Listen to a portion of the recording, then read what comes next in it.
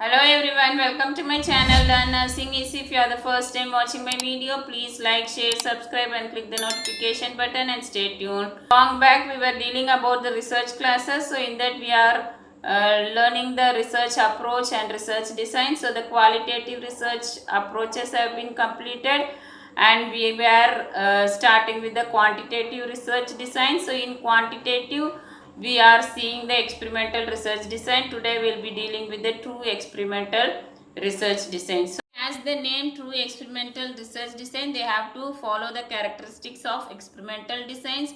That is, there must be a manipulation. So manipulation is nothing but we do some interventions or a treatment or a procedure or some manipulation is done, which is a independent variable which we apply on the samples in order to identify the outcome. Okay, that is this independent variable had some effect on the samples or not. Okay. Next is the control group. So in experimental studies there must be a control group. So in this control group we do not do any manipulation, only manipulation is done on the experimental group. So here we keep the control group in order to identify without any experiment whether the outcome has been achieved or if only with the experiment the outcome has been achieved. Okay, and randomization. So randomization is the subjects or the samples will come by chance, not by choice. Okay, so it is using certain random procedures we select the samples. Okay, coming to the true experimental research design. So it is one of the scientific approach where the independent variables are manipulated and the result or the effect is found on the dependent variables.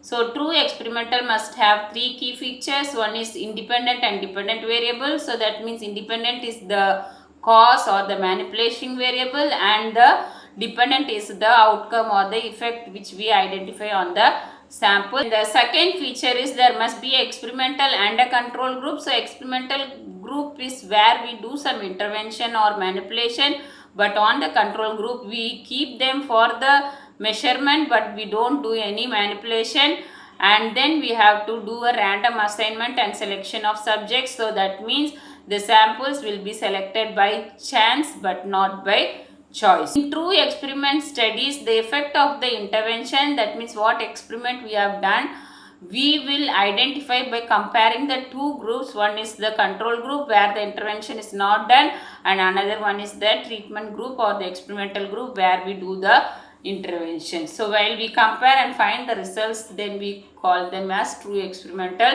research design. Okay. Coming to the types of true experimental research design, first is post-test only control group design. So this means we have two groups, one is experimental group and the control group, and we do not do any pre-test, only we will give some intervention or manipulation is done on the experimental group and post-test is collected for both the groups and then we compare the result in both groups, then that is called as post-test only control group design. Okay, next is the pre-test post-test control group design. So this is as the name, we do a pre-test for both control and experimental group, and for experimental group we do interventions and then we collect post-test for both the groups. Next is Salomon 4 group design. So as the name, we will have 4 groups, 2 will be experimental and 2 will be control group, and in 2 we give pre-test, then we do an experiment and then we find the results. Next is factorial design. So that is when in research if we have to compare more than 2 or more independent variables, then we use the factorial design. Next is randomized block design. So this design is also same as factorial design. So only thing is in randomized block design there will be a blocking variable. So this blocking variable will have more control over the study. Okay, in crossover design, this also is same like a factorial or a randomized block design. So only thing in the previous designs, the samples which are selected are different. Okay, so that means the same samples will not be given more than one independent variable, but here in crossover design the manipulation which is done are on the same samples. Okay, so because we are repeatedly measuring the same samples, we call it as crossover design. So now we will see the each design separately. First is after test or post test only design, which means we have two groups, one control group, one experimental group. On the control group, we do not do any interventions, but we find the post-test result. Whereas in experimental group, we give an intervention, then we find the post-test. Okay, that means only with intervention, whether there is some change in the results, or without intervention also there is change in the dependent variable, that we will identify in the post-test only design. Next is pre-test, post-test, or before after control group design. Here we take two groups, one is control and experimental group, and both the groups we give pre-test, and for the control group we do not do any intervention or treatment, and then we find the post-test, and for experimental group we give an intervention and then find the post-test. Okay, so here we have to identify one with pre-test alone whether there is some improvement or changes in the post-test, or only with the intervention what we gave there was changes in the post-test. So this design is called pre-test, post-test, control group design. Okay, and next is Salomon 4 group design. So as the name, we have 4 groups. So there is 2 control group and 2 experimental group. For one control group we give pre-test and then we do a post-test, whereas for another control group we do not give pre-test but directly we do a post-test.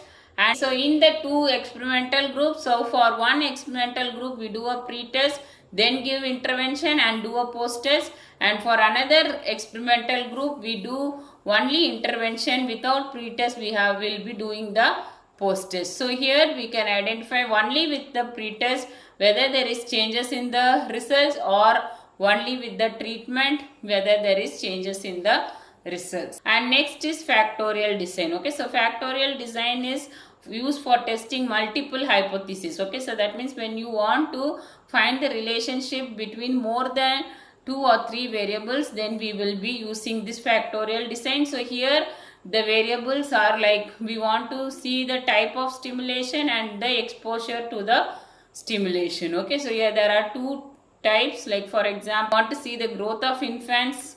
So we use 2 type of stimulation, like auditory and tactile stimulation, and we have the daily exposure, that is 15 minutes, 30 minutes and 45 minutes. So how long if we give this stimulation, then what will be the effectiveness, that we identify in the factorial design. Okay, and next is randomized block design. So this design is also somewhat same like factorial design.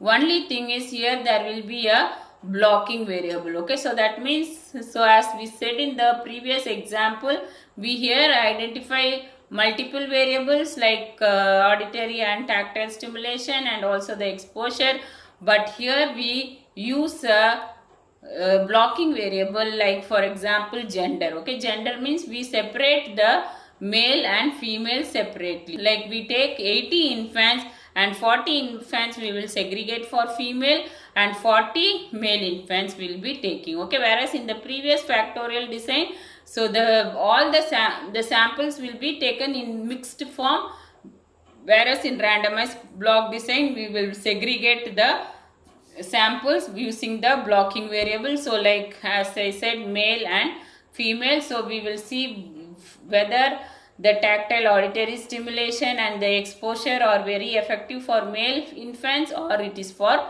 female infants. Okay, crossover design. So crossover design is also called as repeated measures design. So here the procedure is same as that of factorial or a randomized block design. Only thing is, in the factorial designs, the samples who are coming for auditory stimulation are different from the samples who are coming for the tactile stimulation, whereas here both the stimulations will be given for the same infants. Okay, like first it will be auditory stimulation for a particular time and next they will come for the same tactile stimulation for another particular time. Okay, like this they will assign the same samples to identify the effect on the variables, then we call it as crossover design. So the only problem in crossover design is there will be a carryover effect. That means the person will have the auditory stimulation, the effect will be carried over when they come to the tactile stimulation. So there can be a mild confusion. So the types of experimental research designs. Coming to the advantage of true experimental design, so they are one of the powerful method because we are testing the hypothesis on the basis of cause effect relationship. So we do experiment and we manipulate the variables, so they are powerful method. Okay, studies done using true experimental research, they will have high quality evidence because we have control group, experimental group, we control the situation, and also we do random assignment, and also we give interventions in order to identify the effect of those intervention. Okay, and in experimental research design we have a statistical formula to calculate the results so that the results can be given, that is the conclusion can be obtained in a clear form. Okay, coming to the limitations or disadvantages of true experimental research design. So first, it is very difficult or impractical to do because there need of random assignment and we have to test the hypothesis. Sometimes there can be rejection of hypothesis. Okay, and next, it is very expensive because again we need to do some experiments and we have to have randomization procedures, and also we have to have a control and experimental group, so it can be an expensive research.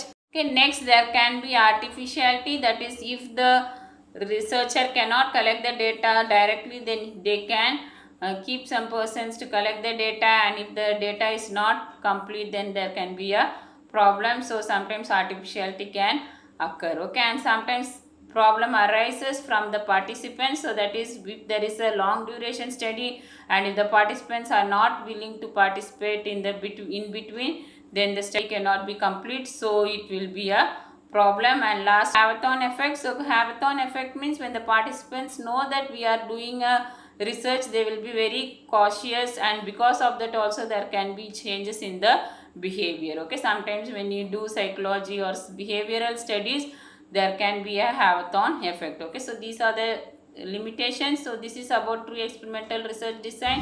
I hope you have understood my class. Thank you for listening. Please like, share, subscribe and click the notification button and stay tuned.